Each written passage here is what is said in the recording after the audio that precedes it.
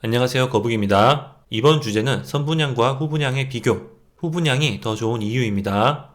먼저 선분양과 후분양 단어 의미부터 정확히 할게요. 주택 착공부터 준공까지 주택을 다 짓기 전에 분양하면 선분양, 다 짓고 나서 분양하면 후분양, 이렇게 알고 계신 분들이 많은데요. 후분양은 건축 공정률이 60% 이상인 경우로 정의하고 있습니다. 공정률 판단 기준도 있어요. 지상 골조 공사 95% 이상, 공정률 60%는 주택의 기본 골격이 거의 완성된 상태 정도로 보시면 됩니다. 그래서 이렇게 생각하세요. 공정률 60%, 주택의 기본 골격만 거의 완성된 상태, 후분양의 장점을 살리기에는 애매한 상황. 저는 후분양 공정률 기준이 80%, 90%, 100%에 최대한 가깝게 변경된다고 가정하고 설명합니다. 참고하세요. 쟁점 1. 기반시설, 허위 과장 광고. 아파트를 분양할 때 건설사 광고를 보면요. 학교도 생기고 상업시설도 생기고 지하철도 생기고 엄청 좋아질 것 같아요. 그런데 입주할 때가 되었는데 학교도 없고 상업시설도 없어요. 지하철도 없어요. 심지어 상업시설을 만들겠다던 회사는 상업시설은 보류, 옆에 오피스텔만 지어서 팝니다. 오피스텔을 분양받은 분들도 상업시설이 생기는 줄 알았죠? 다 이런 식이죠? 정리하면 선분양 기도하세요. 후분양 확인하고 계약하세요. 쟁점 2. 부실 시공. 입주자 모집 공고를 보면요. 공동주택 성능 등급 인증서가 있어요. 주택 품질, 주택을 잘 지었는지에 대한 내용이에요. 주택 가격이 안정되어야 사람들이 관심을 가지고 제 목소리를 내는 항목입니다. 가장 익숙한 항목은 소음 관련 등급. 경량 충격음 차단 성능, 중량 충격음 차단 성능, 세대 간 경계벽의 차음 성능, 교통소음에 대한 실내외 소음도, 화장실 급배수 소음, 이렇게 5개 항목이 있고요. 별 4개가 1등급이에요. 그리고 층간소음으로 문제가 되는 것은 경량 충격음, 중량 충격음. 그런데 선분양, 주택을 아직 안 지었는데 소음 등급을 어떻게 측정했을까요? 설계 기준대로 만든 실험실 측정값입니다. 문제는 사후 검증을 하지 않아요. 자세한 설명을 생략할게요. 부동산 다음 주제가 층간소음이에요. 재밌겠죠? 부실 시공. 겉으로 보이는 부분만 확인하는 것이 아닙니다. 정리하면 선분양 그냥 기도하세요. 후분양 확인하고 계약하세요. 쟁점 3. 건축비 부풀리기. 분양가 상한제 확대, 주택가격 안정 시작. 지난 동영상에서 설명했었죠? 분양가는 택지비와 건축비로 구성되고 분양가 심사위원회가 문제가 없는지 심사합니다.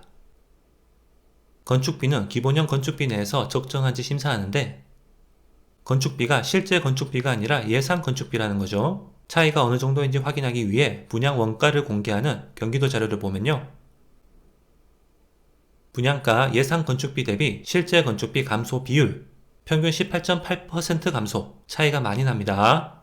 참고로 이 건축비에 건설사 이익도 포함되어 있어요. 분양 원가는 건설사 이익을 포함한 금액입니다. 정리하면 선분양, 부풀려진 예상 건축비, 후분양, 실제 건축비 검증 가능. 쟁점 4. 건설사의 금융비용 부담. 후분양제 도입, 건설사 추가 자금 연 40조 원 필요. 분양가 3에서 7% 올라. 2017년 10월에 이런 기사가 나왔었어요.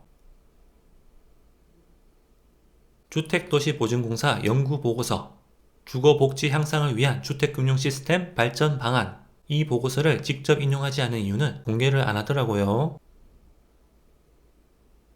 이 보고서에 따르면 후분양제를 실시하면 건설사가 금융기관에서 공사비를 대출받아야 하고 이 이자 비용 때문에 분양가가 선분양할 때보다 3에서 7.8% 인상된다고 합니다. 추가로 중소건설사가 주택 공급의 76.3%를 담당하고 있는데 이 비용의 부담을 느껴서 주택 공급이 감소할 수 있다. 그러니까 다음날에 반박 기사가 나왔어요. 후분양제하면 분양가가 오른다고 주택도시보증공사의 이상한 보고서. 후분양제를 실시하면 분양가가 3에서 7% 상승하고 주택 공급이 22% 감소한다고? 건설사 대출금리를 9.3%로 계산했기 때문에 분양가 7% 상승. 대출금리를 연 6.4에서 9.3%로 계산했답니다. 참고로 주요 건설사 대출금리는 연 3에서 5%. 주택 공급 22% 감소는 신용등급 C등급 미만, 채권 발행도 힘든 업체예요.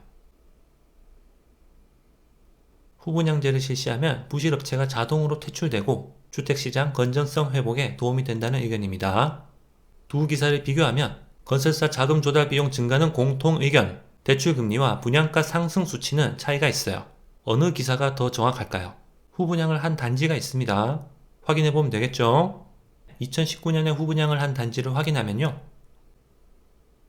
입주자 모집 공고, 8 분양가 상한제 분양가 공개, 택지비와 건축비를 합쳐서 2,261억 원. 9 택지비 및 건축비 가산비, 여기에 후분양 주택 기간이자 항목이 있어요. 후분양 주택 기간이자 22억 원, 총 사업비 대비 0.95%. 다음, 총 사업비 1,850억 원. 후분양 주택 기간이자 10억 원, 총 사업비 대비 0.54%. 두 개로는 부족한 것 같아서 옛날 자료도 찾아봤어요. 경실련 자료를 참고하면 원래 이 정도 수준으로 보입니다. 그리고 후분양하는 건설사를 지원하는 제도도 생겼어요. 주택도시보증공사 제1호 후분양 대출보증 승인. 한 중소건설사가 후분양 대출보증으로 총 분양대금의 약 70%를 조달했어요. 이 정도면 충분하죠? 대출금리는 연 3.5에서 4% 수준. 아까 보고서는 대출금리 연 6.4에서 9.3%를 가정했죠? 연구보고서 내용을 참고해서 정부가 대책을 마련했어요. 그러면 된 겁니다. 그리고 최근에 공공택지 공급 공고를 보면요.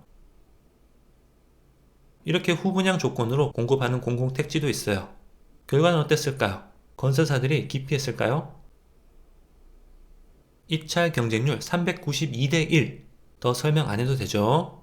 선분양과 후분양 비교, 종합, 선분양의 장단점과 후분양의 장단점. 후분양은 공정률을 최대한 100%에 가깝게, 그리고 제도를 정교하게 설계하면 앞서 언급한 문제를 모두 해결할 수 있습니다. 장점이 단점보다 훨씬 크다고 생각해요. 추가로 제 생각을 덧붙이자면 선분양은 부동산 투기에 최적화된 제도입니다. 건설사와 부동산 투기꾼의 이해관계가 일치하는 제도죠. 이 내용은 굳이 설명 안 할게요. 마지막으로 후분양 추진 현황. 정부가 2018년 6월에 제2차 장기 주거종합계획 수정계획을 발표했어요. 이게 시작입니다. 2018년부터 단계적으로 후분양 도입. LH공사, SH공사, 경기도시공사의 우선 도입.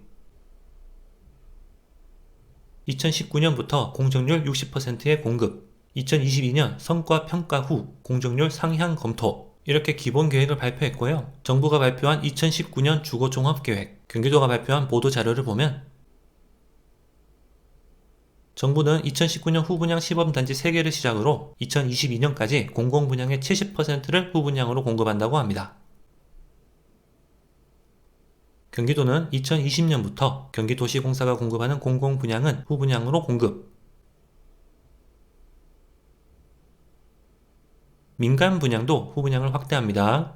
정부는 2019년에 공공택지 10개 블록을 후분양 조건으로 건설사에 공급했습니다. 아까 경쟁률 392대 1 기억하시죠? 경기도도 공공택지에 대해서는 민간 분양도 후분양을 검토한다고 하네요. 제가 가장 중요하게 생각하는 것은 이 부분입니다. 정부와 경기도는 각각 공정률 100% 후분양 시범단지를 선정했어요. 이유는 공정률 60%, 80%, 100% 중 가장 현실적인 후분양제를 검토하기 위해서입니다. 검토해보고 90%, 95%가 될 수도 있겠죠. 후분양의 장점을 살리려면 사람들의 다양한 선택 품목을 제외한 나머지 공정률 100%에 최대한 가깝게 하는 것이 좋다고 생각하는데요. 정부와 지자체가 시범사업 결과를 토대로 후분양 제도를 정교하게 잘 만들었으면 좋겠습니다. 이상 거북이었습니다. 꼬북